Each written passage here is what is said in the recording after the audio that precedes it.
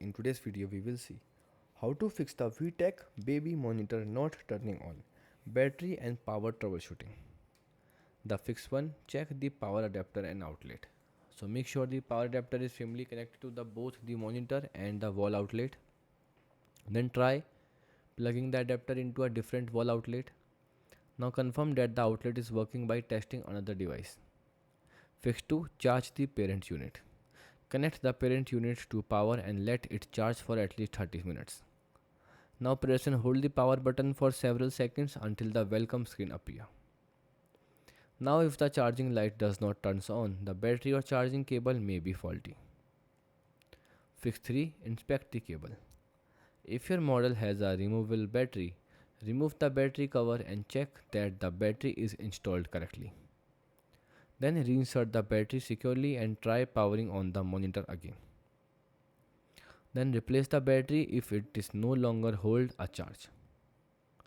Fix 4, perform a power reset. Unplug the power adapter from both the parent unit and baby unit. Then remove the battery from the parent unit if removable. Then wait 15 to 30 seconds. Now reinstall the battery, reconnect power and turn both units back on. This often resolves startup issues.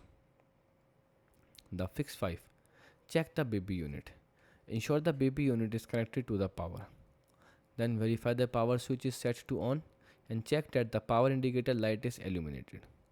Then restart the baby unit and allow it to reconnect with the parent unit. Fix 6, contact VTech support. If your VTech baby monitor still would not turn on after trying all troubleshooting solution, contact VTech support for further assistance. And locate your baby monitoring model number and serial number, usually found on the back or bottom of the unit. And ask whether your monitor qualify for a repair, replacement or warranty services.